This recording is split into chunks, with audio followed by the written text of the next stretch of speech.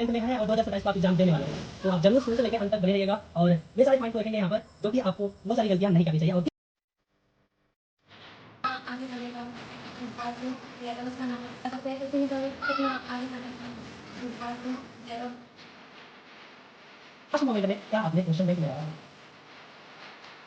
हाँ तो दोस्तों आप सभी का स्वागत है इस वीडियो पे। इसमें वे सारे पॉइंट को रखने वाले हैं जो कि अगर आप क्लास 10th में हैं और 2027 को आप एग्जाम देने वाले हैं तो आप जरूर शुरू से लेकर अंत तक बने रहिएगा और वे सारे पॉइंट को रखेंगे यहाँ पर जो कि आपको वो सारी गलतियाँ नहीं करनी चाहिए और किस बुक को पढ़ना चाहिए और कैसे स्ट्रेटजी होना चाहिए। तो चलिए हम लोग पूछते हैं इनसे, अपना परिचय बता दीजिए। मेरा नाम साक्षी कुमारी है और मैं सोरी चकला निवासी हूँ। तो चलिए इनसे पूछते हैं क्लास 10th में कितना नंबर आया था। 442। तो चलिए इनका क्लास 10th में 442 नंबर आया है। तो हम पूछना चाहेंगे इनका श्रेय किसे देना चाहोगे? इसका श्रेय हम अपने माता पिता और खास तौर पर सभी शिक्षकगण और आपको देना चाहेंगे। अगर क्लास 10th में कोई बच्चा है तो उसे कौन सा बुक पढ़ना चाहिए? एनसीईआरटी बुक या तो फिर अदर बुक पढ़ना चाहिए? एनसीईआरटी। एनसीईआरटी सबसे बेस्ट बुक होता है। और अगर बुक पढ़ते हैं तो किस तरीके से पढ़ना चाहिए? लाइन लाइन या तो फिर जैसे मन तैसे पढ़ना चाहिए? इसे लाइन बाय लाइन पढ़ना चाहिए और जहाँ हमें लगे कि ये इम्पोर्टेंट है उसे ब्लैक पेन से उसके नीचे अंडरलाइन कर देना। हाँ, अगर हम बुक पढ़ते हैं लाइन बाय लाइन पढ़ते हैं और लगता है कि यहाँ पर इम्पोर्टेंट है तो उसको क्या करना चाहिए? हाईलाइट करना चाहिए पेंसिल से या तो फिर पेन से कर सकते हैं। ठीक है। और पूछना चाहेंगे बच्चों को रूटीन से पढ़ना चाहिए या तो जब मन करेगा तब पढ़ना चाहिए? खास तौर पे तो रूटीन से ही पढ़ना चाहिए क्योंकि इससे हमें अपने टाइम कितना दे पाते हैं उसका पता चलता है। तो बोलेंगे रूटीन बहुत ही ज़रूरी है और हमें रूटीन से पढ़ना चाहिए। तो आप लोग भी क्या कीजिएगा, रूटीन अपना बना लीजिएगा। और आप कितने घंटे पढ़ते हैं? खास तौर पर 10 से 12 घंटे सेल्फ स्टडी।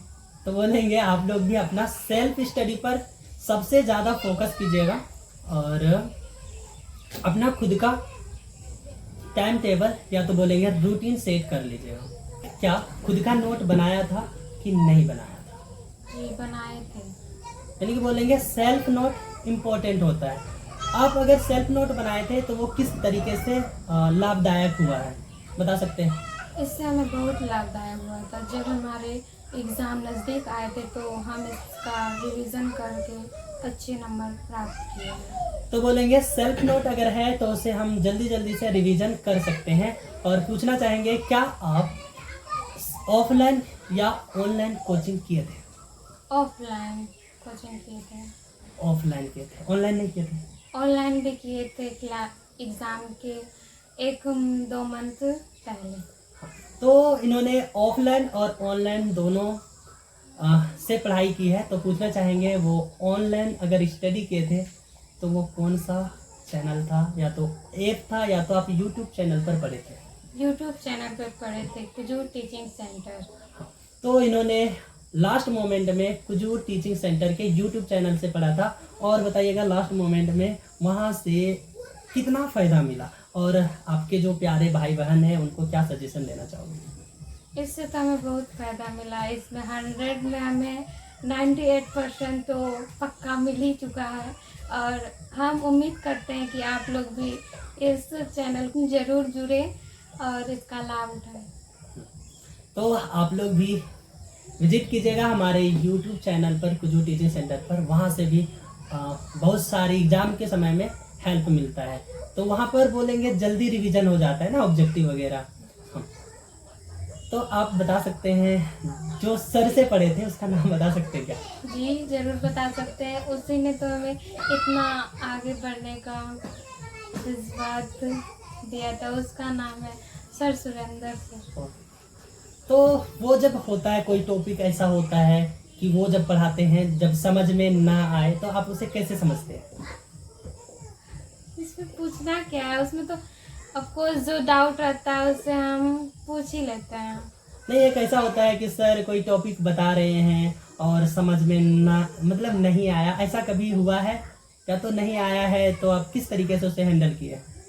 ऐसा तो हुआ नहीं है कि आप पढ़ाए और हमें समझ में ना आए, आ ही जाता है। तो बोलेंगे ऐसा कोई टॉपिक नहीं रहा जो कि जिसमें कंफ्यूजन हो, तो बोल सकते हैं बहुत ही अच्छी तरीके से शायद एक्सप्लेन किया जाता है और बच्चे भी संतुष्ट हो जाते हैं। लास्ट मोमेंट में क्या आपने क्वेश्चन बैंक लगाया था? जी लगाए थे वो क्वेश्चन बैंक। हाँ, तो आप अपने भाई बहनों को क्या बोलना चाहोगे कि उन्हें भी क्वेश्चन बैंक लगाना चाहिए कि नहीं?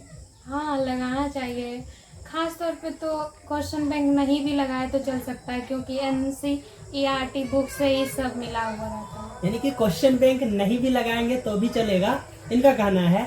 और NCERT से तो सारा क्वेश्चन आता है, लेकिन अगर आप क्वेश्चन बैंक लगाते हो तो वहाँ से सेल्फ कॉन्फिडेंस आता है, इसलिए लगाना चाहिए। और जैसे लास्ट मोमेंट में बहुत सारे बच्चे क्या करते हैं, वर्मा प्रेस के पीछे भागते हैं, वहाँ से क्वेश्चन आता है बहुत सारा, ऐसे बोलते हैं। तो क्या आपने भी वर्मा प्रेस लगाया था? नहीं, हम वर्मा प्रेस नहीं लगाए। हाँ, तो वहाँ पर वर्मा प्रेस आपने नहीं लगाया था, तो क्या लास्ट मोमेंट में कैसे रिवीजन किया था? लास्ट मोमेंट में हम ऑनलाइन क्लास से ही रिवीजन कर लिए, और जो मैंने खुद से सेल्फ नोट बनाया था उसका यूज़ किए। हाँ, तो आप लोग भी खुद का नोट बनाइए और क्वेश्चन बैंक जरूर लगाइएगा। उससे क्या होगा, सेल्फ कॉन्फिडेंस आएगा, आपको ये देखने को मिलेगा कि एग्जाम में किस तरीके के क्वेश्चन पूछे जाते हैं। ठीक है, और आपको कैसा लगा एक बार जरूर बताइएगा। आपको अगर वीडियो अच्छा लगा तो वीडियो के नीचे कमेंट जरूर कर दीजिएगा। धन्यवाद।